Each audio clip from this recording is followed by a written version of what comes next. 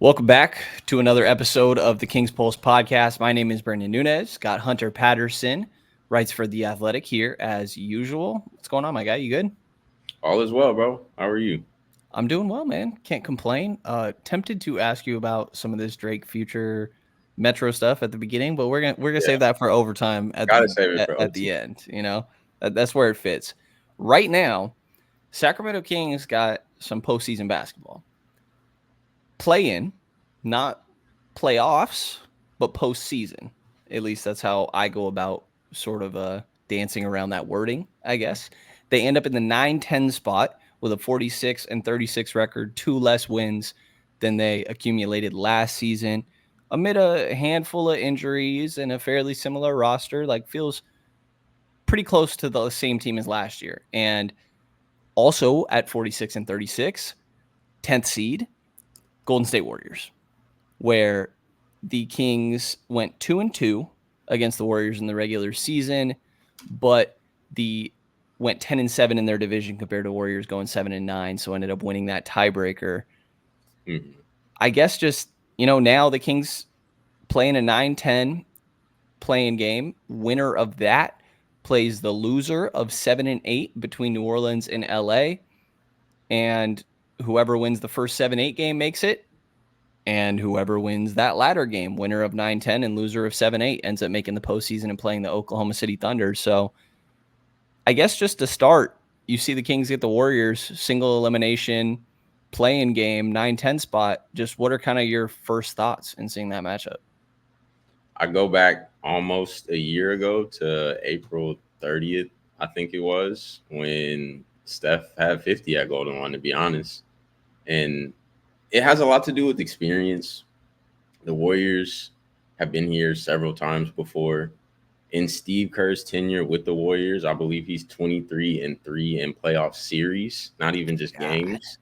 So I mean, people may not love his schemes and things like that at this point in his career with the roster he has, but he's been there, done that. He's won championships for a reason, and I think back to the classic 50 piece that Steph had. To be real with you, and I think the energy there tomorrow will be amazing. I think it'll be similar to what we saw all throughout the playoffs last year, but it's hard to bet against Steph in moments like these. The Warriors finished the last 7 games of the regular season 5-2. Kings were quite literally on the opposite end of that spectrum at 2-5. So, I mean, it's tough to not see the Warriors coming out victorious, to be completely honest. It is. I also said before they were locked into the play-in that I refuse to make predictions for a play-in game because Here we are. it's March Madness, bro. Anything Yeah, can happen in one game. I keep going back to Kelly Olynyk's 27 in Game 7 against Washington. You look at guys, Grant Williams shot how many threes for Boston? Apparently, I got two Celtics examples, but yeah. shot how many threes for Boston against Milwaukee in a Game 7? You know, anything can happen in one game for basketball. Like, I'm going to go through the previous 4 matchups that these teams had in the regular season. For what it's worth, from Sacramento's perspective, this was game 2, 4, 16, and then 43 of the Mm, regular season. So played damn near just under half a season since the last time they've played the Warriors. right. And asking about it at today's practice, De'Aaron kept saying there's no surprises, that both these teams know each other really well, that they're not going to surprise each other in any sort of way. Now, you look back at these games, for example, game 2, the first one that they played against each other. Starting lineup for the Warriors: CP3, Steph, Clay, Wiggins, and Looney. Trace Jackson Davis played 5 minutes. Mm, Podziemski played 0 minutes. JaVale McGee played 12. He was their backup center for the Kings. yeah. Chris Duarte played 26 minutes. I would not be surprised and would actually be more surprised if either of those guys saw the floor next game with JaVale and Chris Duarte on Sacramento's Yeah. perspective. And from Golden State, Trace Jackson Davis probably going to start, as he has been for the last, I believe, about I don't have it in front of me. Like I thought I did 12 or so games of the regular season. Warriors went 10-12 or 10-2 in their last 12. And Trayce Jackson-Davis moving into that starting lineup's a big part of that. And again, first game, Warriors do win by 8. You look at that second game, Chris Paul's first game off the bench of his career. No De'Aaron Fox. So Davion Mitchell gets the start. And that's the game where, let me make sure I do have this correct, right? Yeah, that is the game where Clay hits the game winner over Davion Mitchell. Domantas Sabonis banked in a shot with about 13 seconds left. Clay comes back on the other end, 0.2 seconds left, makes a shot over Davion and hit him with the too little, which has got to be tough from Davion's perspective, not going to lie, as a, dude that's probably about 6 feet. The next matchup, that one was a 1-point game, obviously the Clay game winner in that second one. The third one, also a 1-point game, and this was a play-in game where Malik Monk hit a game winner, if you'll remember, probably one of the more wild game winners that I've seen. One of those where it's like, kind of a prayer was answered. You could try that 10 times and you're probably making it once. Even if you're Malik Monk, you're probably only making it once or twice. As confident as he was after that too, because he was just like, this is what I do. Typical Malik answers, but we know. It's very like Paul Pierce Wizards, did you call bank? No, I called game. Yeah. I think Malik might have even joked. He did post game. He did joke post game, actually. Somebody asked him, did you call bank? And he said, no, I called game. Yeah. That's funny. I forgot about that. But no Keegan Murray in that game. And again, you look at the Warriors side, going typical starting lineup for that point of the season: Steph, Clay, Wiggins, Draymond, Looney. Not the 5 that you're going to see right now. This was the first game, because in the second game, JaVale McGee did play backup center for the Kings. This was the first game, game 16 of the year for the Kings, third matchup with the Warriors, where JaVale played the first half. Second half, they totally went to Trey Lyles. And that's the backup 5. And then you go to that fourth game, game 43 of the year, where the Warriors also win by 1. Again, DNP from Trayce Jackson-Davis, just pointing that out to emphasize how different these teams are now compared to these previous matchups. But that was another game where kind of an outlier. HB drops 39. Yeah. A season high. But I'm not going to lie, I do look at that game and I'm like, this is the type of shit that could happen in a play-in game. It is. You have no clue what could happen. So again, 1-point deficit in game 43 where the Kings get the win. Game 16, 1-point deficit, Kings get the win on a game winner from Malik Monk. Game 4, Klay Thompson hits a game winner and the Warriors win by 1. And then that first game, game 2, the Warriors had won by 8. So 3 of the 4 were decided by 1 point. And I kind of want to ask you about that backup 5 a little bit. Like I mentioned, JaVale, the first half of game 3, JaVale, and then they go to Trey, game 4, fully Trey. No Alex minutes, Alex Len, no JaVale McGee minutes. Right.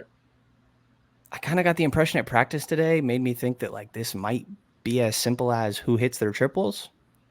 But that makes me lean towards thinking Trey at that backup 5. And I'm curious if you're kind of at the same. I think he offers more offensively, but then with Trayce Jackson-Davis, if he is on the floor while any of the backup 5s are for the Kings, you might want a little bit more rim pressure not rim pressure, but inside defense, more or less. Because if Trayce is in there, he's a huge lob threat for the Warriors. He's pretty good on the offensive boards, I want to say, so he's able to get putbacks. And Trey can do what he can, but at the end of the day, he's still pretty undersized to be a 5. And Alex, one thing that is really beneficial about him is that he has 6 fouls just like everybody else, and I think he'll be able to use those probably more at will than other people you might want to stay out of foul trouble. And he's just more of a rim protector than I think anyone on the Kings outside of JaVale. And JaVale comes with his own set of amusing attributes, you could say. So, like you said, if Trey is knocking the 3-ball down and he's able to space the floor offensively, and for what it's worth, although he is a smaller 4-5, he hustles his ass off. Mike loves that about him. So I think he offers a lot of versatility. But the thing that Alex has that's unparalleled by probably anyone else on the team, again, outside of JaVale, is the rim protection. And if it's a situation where Looney's on the floor and he's coming off the bench on that backup five for the Warriors, and you may need less of that, and Trey may be able to slot in better than Alex would there. But yeah, I think Alex has been doing some good things. Like you and I always talk about the fouls. He's pretty foul prone, but That's his thing for sure. That's his downside. very much. He and Chris Duarte are a little bit in the same boat there, but I could see maybe a mix of both of them early on, and then Mike kind of gets a feel for what's working and what's not, and then second half he may just ride with one of the two. No Malik Monk, no Kevin Herter, and by the way, update today confirmed by Mike Brown. No Malik Monk. No Right, surprises, but I think there were a couple of us today walking into the practice facility thinking, is there any chance that Malik's in a jersey right now? right. Not happening. And no Gary Payton II on the other side. That's pretty big too. It is. I'm going to throw it to you. Like what else are you looking for in this matchup? I think the second unit is going to be the key because I think the two teams are pretty familiar with each other offensively. On both sides of the ball as far as the starters go. So I think they match up pretty well. Obviously, there's an adjustment in Keon being in that starting lineup, but he offers things that Kevin didn't defensively. And it seems he's starting to trust his work and his three ball a little bit more than he did earlier on in the season. So he's not Kevin. He's not going to be able to create as much attention off of DHOs and things like that. So there is an adjustment there, but I think the second unit is huge because the Warriors more or less have their lineups figured out, it seems, and they feel pretty comfortable with their depth on the bench.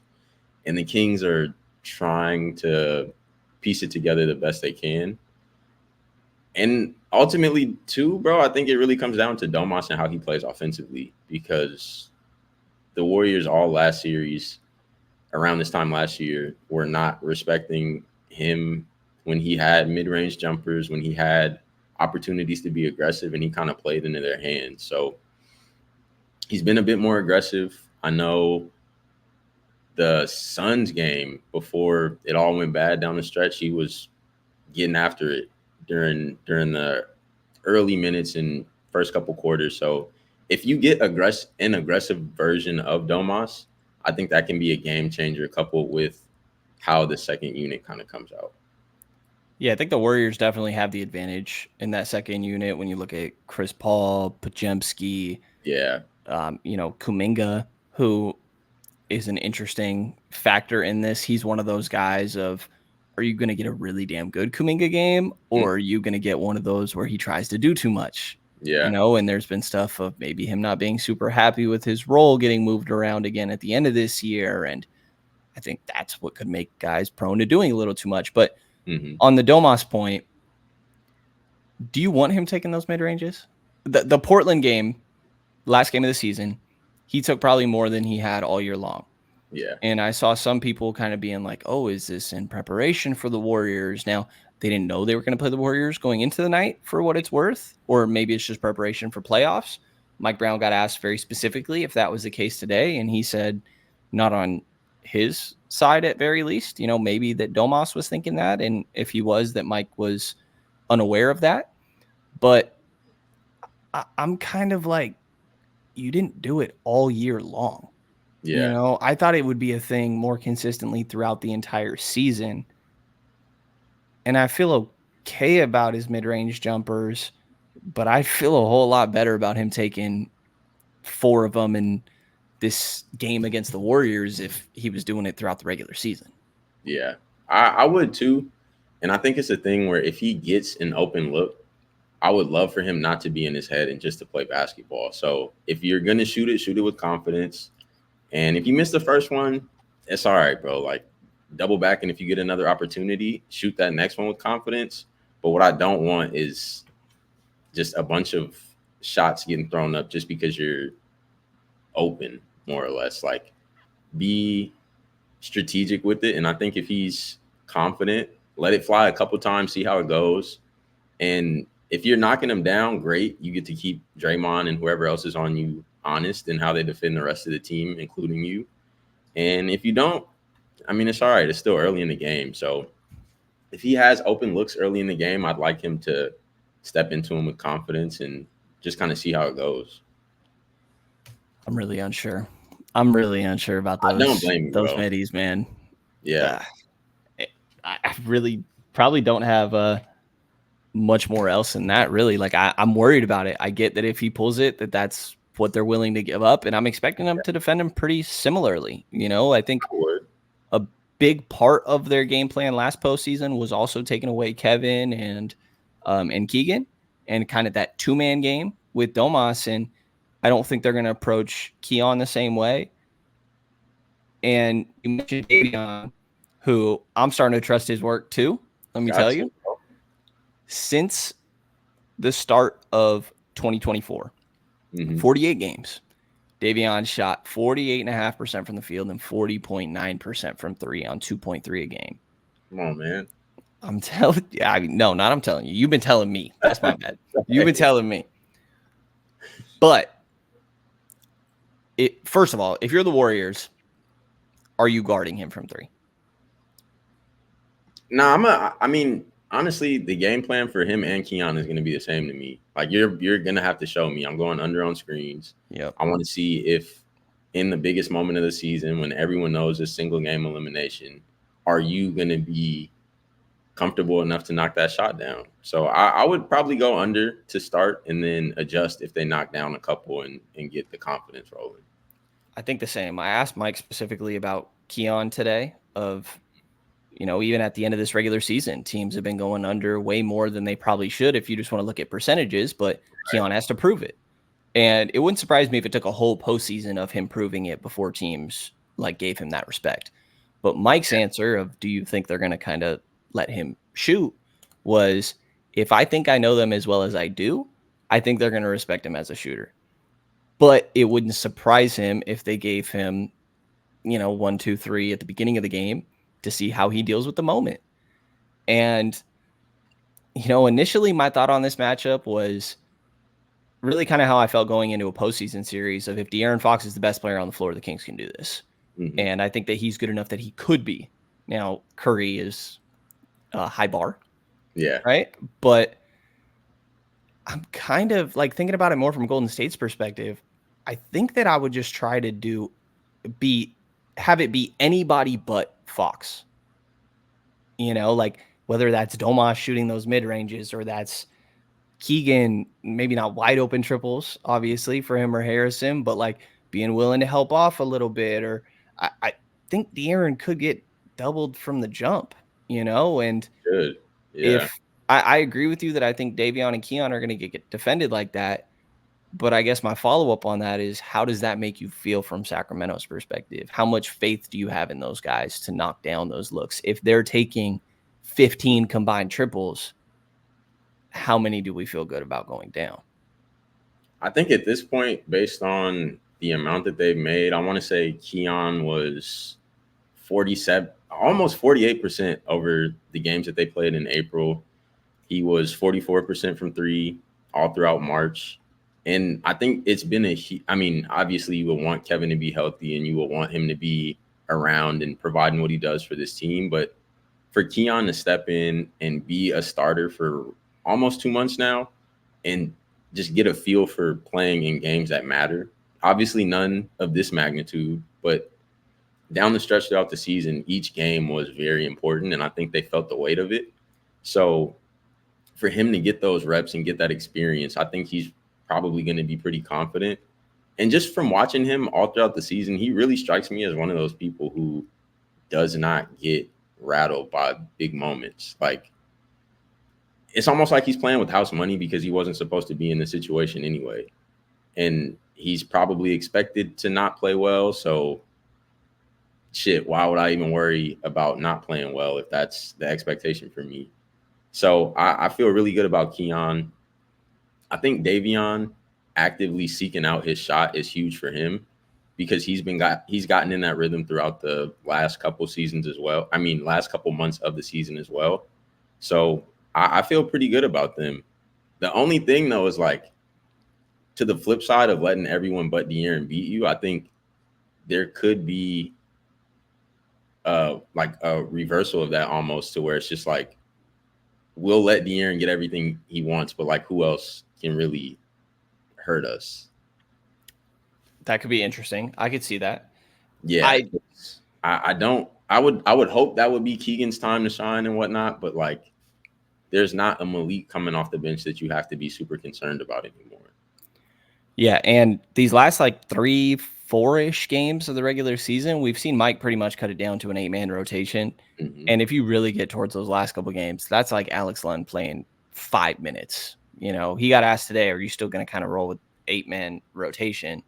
He's like, yeah, probably, maybe 9.5, which I'd take the half as the couple minutes that Domas needs to sit, that maybe Alex or Trey goes out there, whatever that ends up looking like. But I don't know, man. This is going to be chaos to me, and it feels very hard to predict at all. Like, I think Golden One's going to be a great time. I think that De'Aaron will rise up to the moment. Mm-hmm. I don't know from Sacramento's perspective who else I feel comfortable relying on. But I feel like the Warriors are probably saying the same thing with Steph. Yeah, I mean, Clay has been playing pretty decent down the stretch, playing better than he was to start the season, but I don't know who you really trust on any given night outside of Steph to provide offense consistently. I think Pajimsi, he's been great off the bench, and I mean, yeah, I believe he's not really even sure if he's back starting. I know he started plenty games this year, but in whatever role he comes in, I love his confidence. But Clay, I would think possibly just because he's been here so many times, he has the confidence, I would assume, to be that number 2. He has been to Steph his entire career, but there's not another person I trust on that team as much as I trust Steph. I originally, again, was just like, God, De'Aaron has to be the best player. And now I'm kind of like, I feel like it's going to be one of these other guys having a big game. And which of the team's other guys show up in a way? Again, like the Warriors turn the ball over a lot. That's been their weakness Yep. since they've been the best team of potentially all time. Mm-hmm. It's going to be about scoring off those turnovers, right? Where, you can look at the first game of the year. Kings have 14 turnovers, the first matchup of the year, second game of the year, first Warriors-Kings matchup. Kings have 14 turnovers. Warriors scored 26 points off that. Yeah. Meanwhile, Warriors 19 turnovers. The Kings scored 18 off that. Now, it's not horrible when you just look at Sacramento's conversion rate, right? But the issue is if you're turning the ball over and that's leading to transition threes for Steph Curry or Klay Thompson, these guys that are elite at transition threes, and you're not capitalizing off their turnovers and their, what I'm assuming is going to be minimal amount of mistakes, that's going to be big. You need to turn Steph over, I think, in some of these games. That can definitely enable you. The same thing with Draymond. I think scoring off that, who knocks down their triples, really, which spray threes, paint touches, we could talk about all that. There is an aspect of, do they go in or not, that is going to play a part here. And specifically when we're talking about one game, and do we need to worry about offensive rebounds? Because everybody talks about Steph's 50 ball, but he shot the ball damn near 40 times and got a lot of extra opportunities because Looney was destroying Sabonis on the offensive glass. Yeah. And I was talking to your coworker, Anthony Slater, today, and about, will they try to do the same thing they did last year, the Warriors, that being of very rarely were they running 2 bigs at once, as the series went on, and the Kings made their adjustments. Like Terrence Davis is playing a lot in game 6 and ends up playing in game 7. Also, they go to Trey Lyles, a little away from Davion Mitchell, but on Golden State side, are they going to go with that starting lineup they've had recently of Draymond and Trayce Jackson-Davis? If they do that, do they pull one of those guys pretty quick and try to go small? Like, Kuminga is a huge X factor again for me. Like the same things I mentioned earlier. I mean,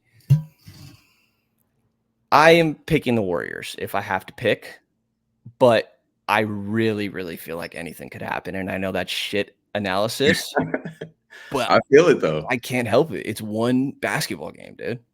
I completely understand. I'm wholeheartedly. It's hard to not trust Steph in these moments, and even though I may not trust Draymond and Clay the way I used to, I still trust the fact that they've been here countless times. This is a Kings team that's not healthy, which isn't an excuse. Very few teams are healthy at this point in the season, but I mean, we saw what happened when there was a healthy Kings team against semi-healthy. De'Aaron was dealing with some things, Domas was too, but we saw what happened last year in a winner-take-all game on this same court that we're about to see it on tomorrow. So it's kind of hard to see anything other than that happening. And I think just the fact that Steph seems to love these moments, like he's somebody who probably is better in these closeout games. I would like to see the stats on that. I probably should have looked that up before we started podding, but he seems to just be huge in moments where he's like, damn, the spotlight is on me. I know the team is counting on me for these things, and he's just a killer. So, I mean, it's hard to go against him. Although De'Aaron, to me, has shown everything he's needed to for me to believe in him. I think what he did last year with the fractured finger was amazing. It was something that probably not everyone outside of the people who have watched him all throughout last year expected, but he exceeded expectations, and I'm excited to see what he does as well. That was going to be my next question. Do you trust De'Aaron to show up big time in this one? Yeah, I there's like no doubt in my mind that he'll be where he needs to be, and I think he's had enough games of like 9 for 23, like 8 for 24, nights like that where he's not where he needed to be. And I thought he ended the season really well. Obviously, it was the G League, Portland Trailblazers, and he only played 26 minutes, but he looked to be really decisive. And it was almost like he was using that game for just kind of getting back to his form that he needed to be at. 10 for 12, 71% from the field, only took three threes, made 2 of them. But when he's getting downhill and he's getting to like his fall away jumpers in the paint, he's not really like second guessing himself where he's getting in situations where he does turn the ball over. He seems to be extremely comfortable. And again, it was the Blazers, but it felt like a tune-up game for him to know where he needs to be and the things he needs to do to be successful tomorrow. I'm with you. De'Aaron is probably the guy I trust the most on Sacramento going into the next game. Like we've seen Mad Fox after maybe not getting a whistle or, getting a tech, like that's motivated Fox. I think they go hand in hand. And I think that you're absolutely going to get that tomorrow in this play-in game. When it comes to Steph, where I'm expecting the same thing, you wrote a piece earlier this year about Keegan's defense and specifically about how a moment against Steph early this year, I don't know if you remember which specifically one of these it was, where that's kind of where he got his confidence. But how much of a difference do you think Keegan's defensive growth makes in this series, specifically giving you another option on Steph when last year, I asked him not long ago, earlier this month or whatever, what'd you learn last postseason that you're kind of trying to bring into this one? And he said not being the Mickey. And the Mickey, for people unaware, is the term the Kings use for the worst defender on the floor. Right. I'm assuming it has some reference to Mouse in the House, Mickey Mouse, Yeah. But Keegan pretty much admitting that he was that guy that last year, that the Warriors would target him. How much do you think his growth, him being an option on Steph, helps in this? I think it's huge. And I think just kind of seeing how Keegan's competed over the last 2 years, I think he'll be extra aware of how he played to start last playoffs. And he was a rookie at the time. There was, I think, a necessary adjustment period for any rookie who's starting, especially against the Warriors, who at the time were defending champs. So to me, I gave him grace for just how that series went and how he rebounded from it. But I think he's coming into tomorrow night aware of that and looking to kind of atone for a little bit. Like he knew he didn't play well. He was actively getting asked about it all throughout the beginning of the series. And I think he'll probably come in with a little bit of a chip. And the fact that he did feel more confident and feel like he was finding himself a little bit defensively when he got those couple steals on Steph earlier in the season in San Francisco. So I think he's going to be a huge factor. I would leave it up to De'Aaron. Honestly, I would assume De'Aaron's not going to start on him. But if you get a mix of Keon, De'Aaron, Davion at some point, and Keegan, those are a lot of different ways to try to defend one player, which is obviously more than necessary for somebody like Steph. But I think with those four alone, it's going to probably be a good mix of approaches and how you want to stop someone like Steph. Keon is a new look for him for sure. I do, by the way, worry, or I'm curious to see how, if Keon deals with foul trouble. Yes. I feel like that's one thing. And in the postseason, I'm sure he's getting told a lot, like they let you get away with a lot. And that's been the case at the end of this regular season too, but if you're hearing that, and then he's already a very handsy defender, that's just how he plays. Davion's more physical, not going to get steals because hands are back the whole time. Right. Keon is swiping at the ball the whole time. And that's why he's effective, but some fouls come with that. And if he got in foul trouble, be interesting to see what direction you go. Do you go like Keegan at the 2 and Trey at the 4 next to Harrison, or do you slide Davion in there? But I think the addition of Keon in this matchup, and some people felt the type of way about the coaching staff going away from Davion in game 6 and 7 last postseason, where they went to Terrence Davis, and that worked amazingly in game 6, and they just rolled with it in game 7. But it wasn't because of Davion's defense, obviously. It was because he was just straight up getting ignored offensively. And I think his offensive growth could really help the Kings defense, depending on how comfortable, confident, and if the shots are going down for him tomorrow night. So it's a tough spot between them, though. And I think De'Aaron's taken a big step this year on the defensive end. I don't hate their options. No, I don't think anybody's stopping Steph, and I wouldn't expect anybody in the league to stop Steph.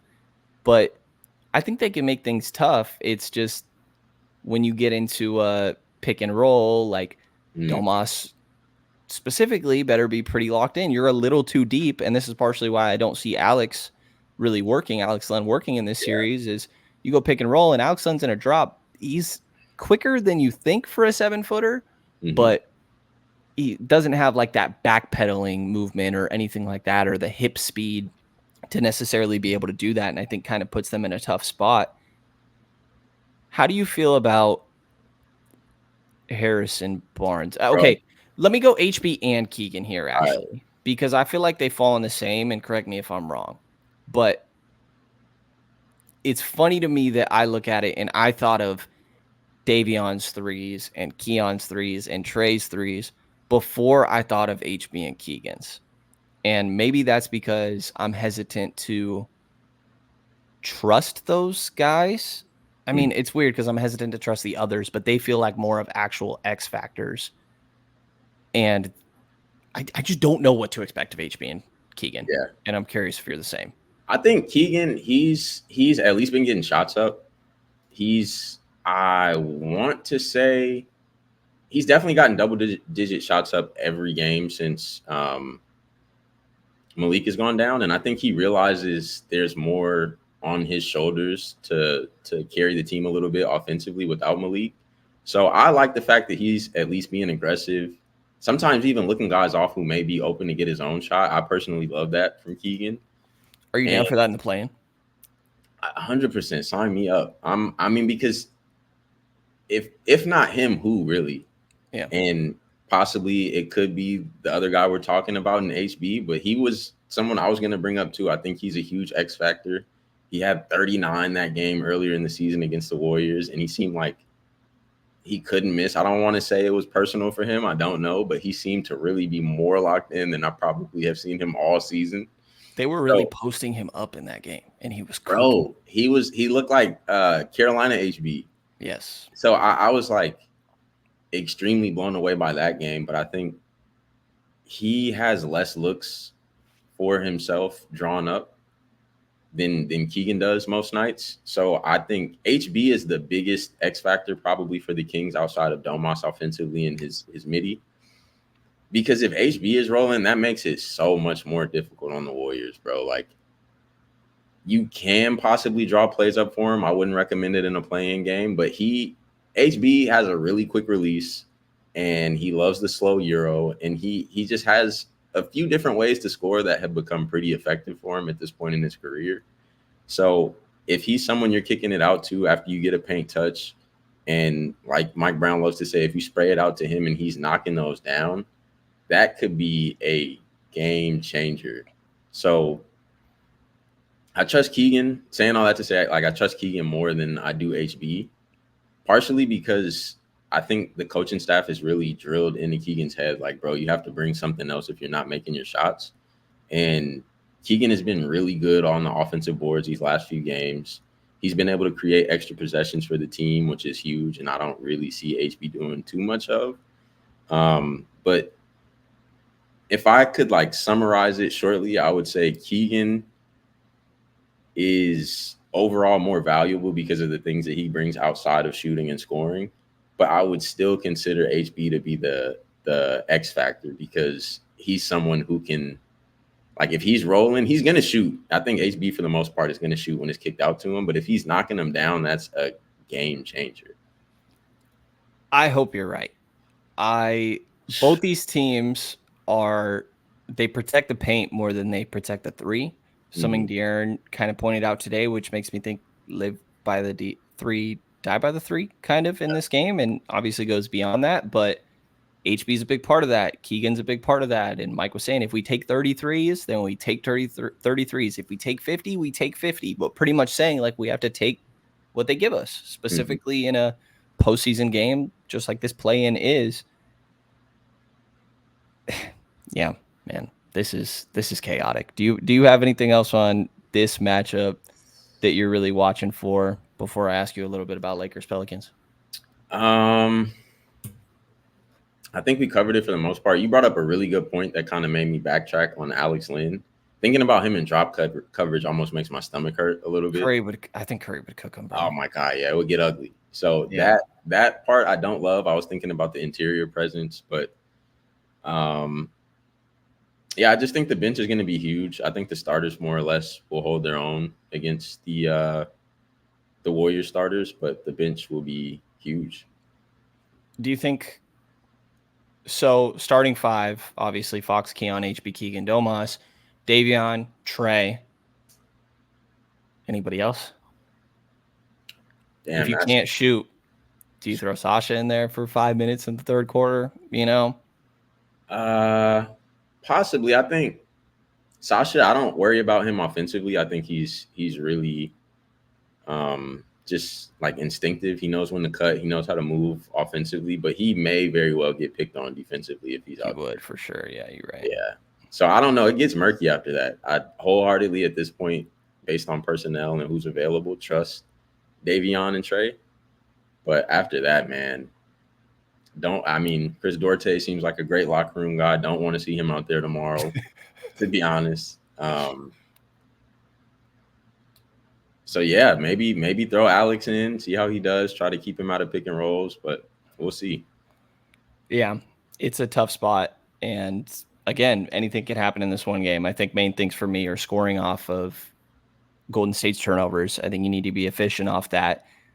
De'Aaron needs to be really good, that's probably one of the things I feel the most confident about. And who's going to hit their threes for either team? Like those are kind of the three things that I'm mainly watching for. And again, winner of this, loser goes home. This could be the last game that Klay Thompson plays as a Golden State Warrior. Could be a Sheesh. loss to the Yeah. Sacramento Kings. I don't know that I'm predicting that necessarily, but you never know. The loser goes home. Winner plays the loser of Lakers Pelicans. From the Yeah. Kings' perspective, you're 0-5 against the Pelicans. You're 4-0 against the Lakers. Does that in itself answer the question of who you'd rather play? Or 100%. really? 100%. Yeah. If I'm a Kings player or fan, whoever, I am tomorrow being because No. the Lakers and They Pelicans play play first. Wednesday. No, they They play play same day. early on. Oh Yeah. yeah, because it's in New Orleans. So yeah, tomorrow night, if I'm a Kings player or a Kings fan, I am a Pelicans fan first, and then a Kings fan after. Braun doesn't scare you.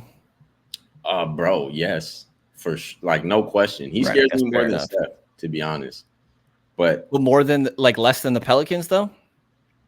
um, yeah, this is where I kind of There's probably no good answer to be I fair. know I might start contradicting myself a little bit because I think and just I'm a big odds guy, bro. Like the odds of one team beating you 6 times in a row it's honestly insane. If you lose 6 times in a row to one team, then that team is just better than you. I So felt the same way, but I also said the same shit going into the fifth game. me too, bro. Me too. You know? So I don't know. I do not trust Braun.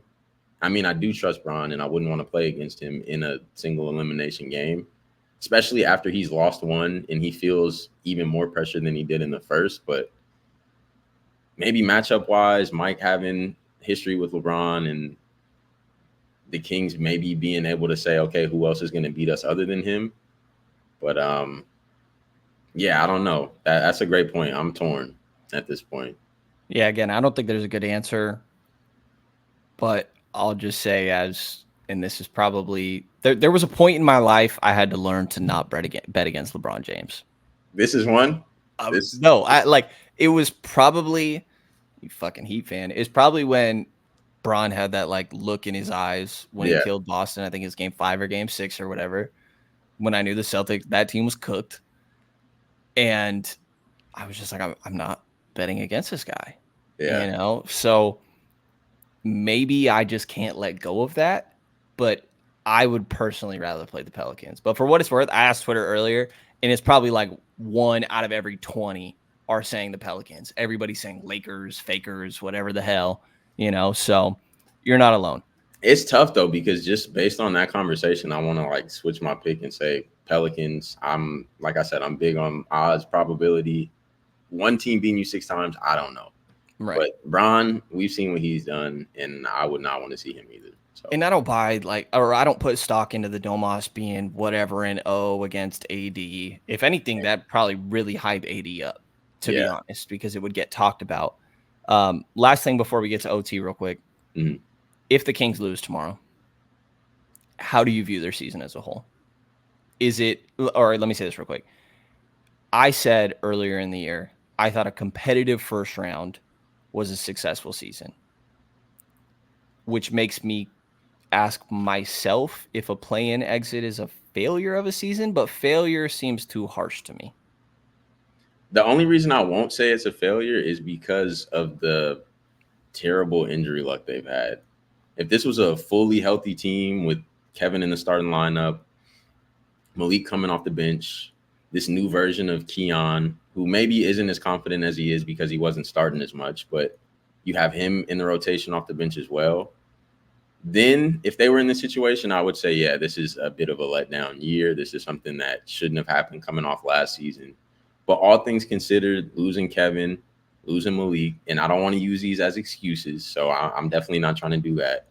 But all things considered, I can't say it's that much of a letdown because they more or less didn't add anyone in the offseason last year when it was clear they may have needed someone. And again, in leading up to the trade deadline. So with the team they've had, the things that they've done, I got to tip my hat to Mike Brown and his staff for where they've been able to get him. But again, all things considered, I wouldn't say this is like the most disappointing outcome ever, especially considering you would have to play Steph and the Warriors and then either a team you've lost to 5 times in one season, which is so crazy to me, or LeBron. So considering their opponents, all things considered, I wouldn't say that this is just the biggest letdown.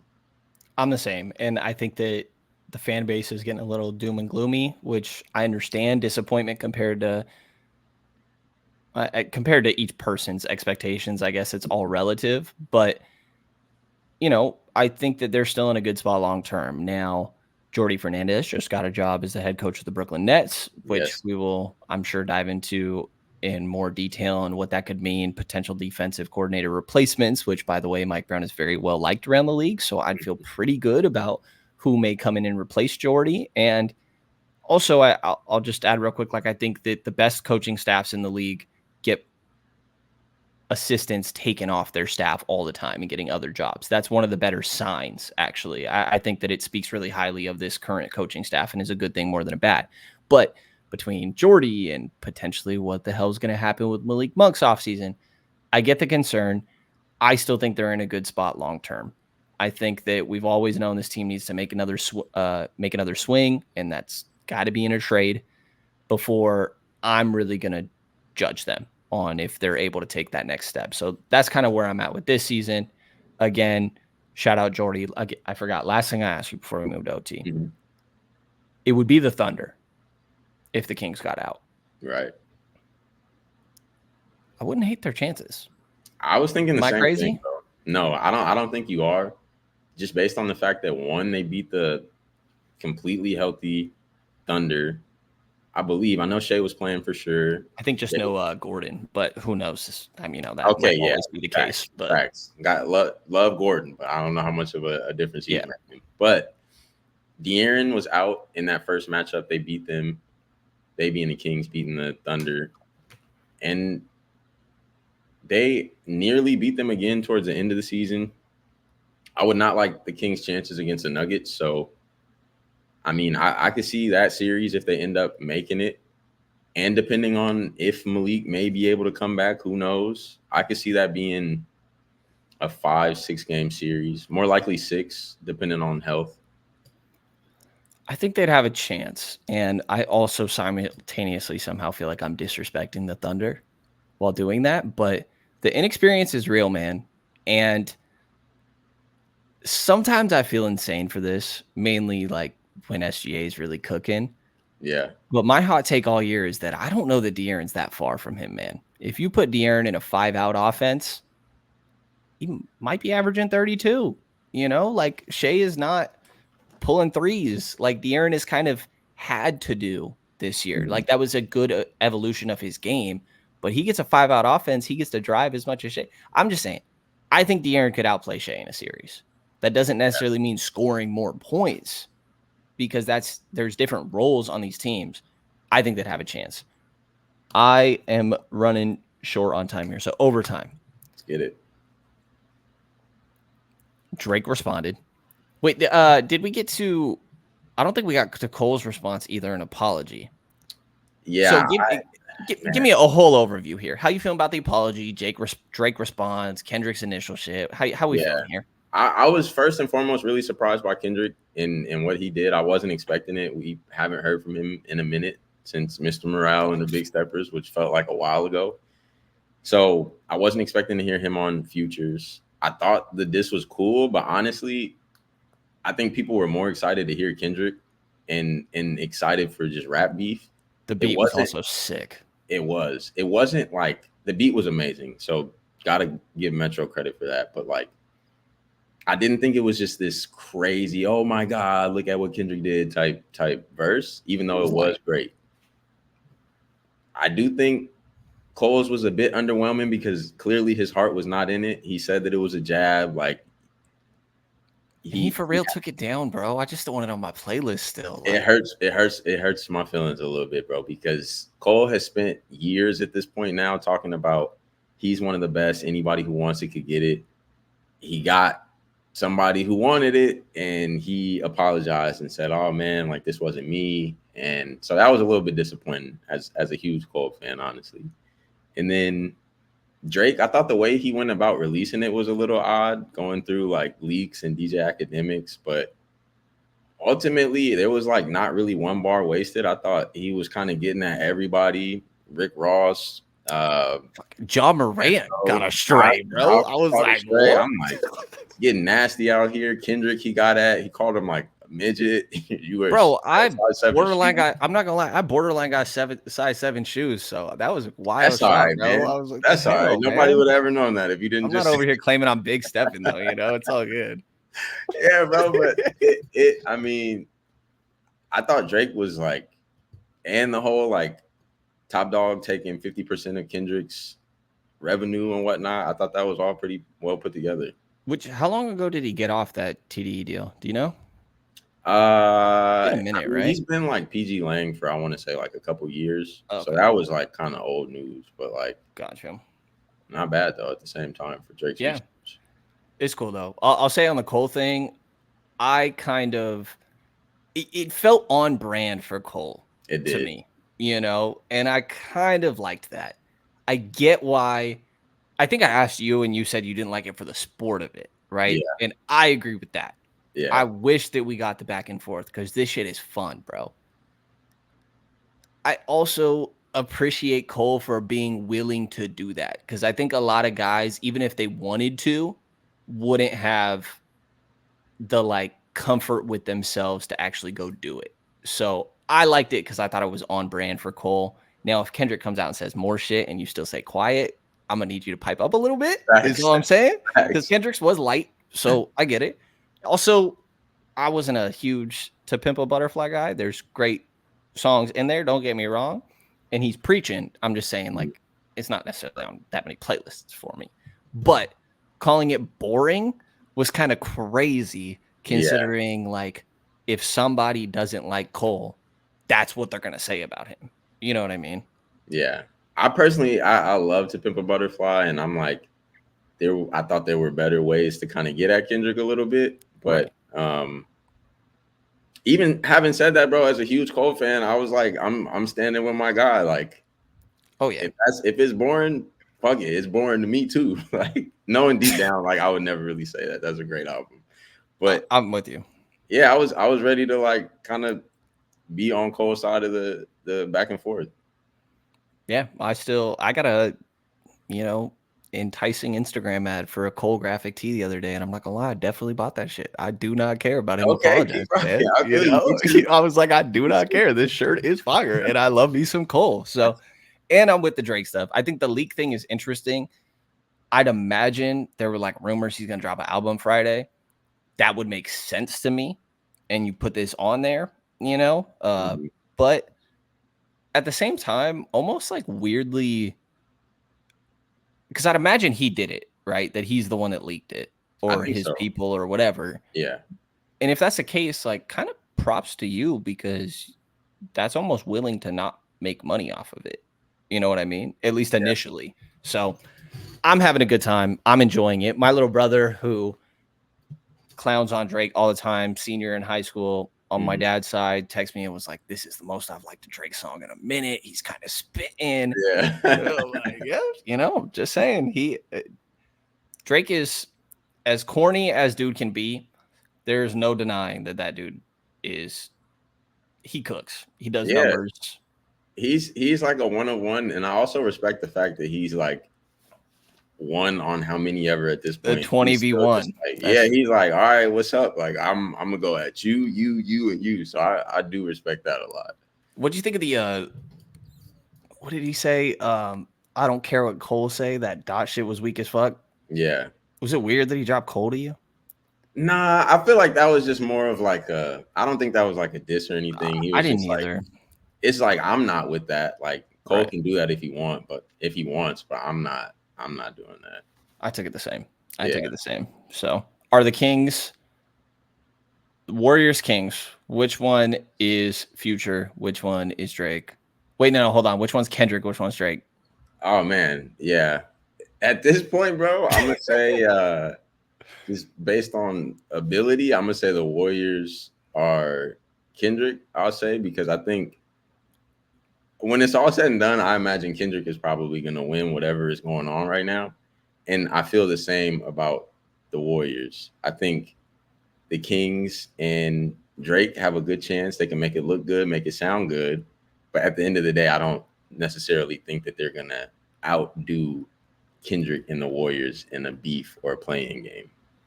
There we go. Well, we somehow tied it in. So We did. I liked it. we will definitely be back after this first playing game and previewing the second playing game is the game plan. But appreciate you hopping on, Hunter. I think people should definitely check out and if you haven't pushed it again, I will. But your piece on Keegan's defense earlier in the year, I think is pretty fitting right now with them going into the Warriors. Definitely check out that and all your work at theathletic.com at Hunt Patterson _ on Twitter as well. Any of my work previewing this a little bit as well. And definitely we'll get into stuff as the season ends, whenever that is the case as well on sacktownsports.com. And check out King's Pulse on any audio or visual platforms. Subscriptions, likes, and reviews are always appreciated. And you'll hear from us again in the next couple days.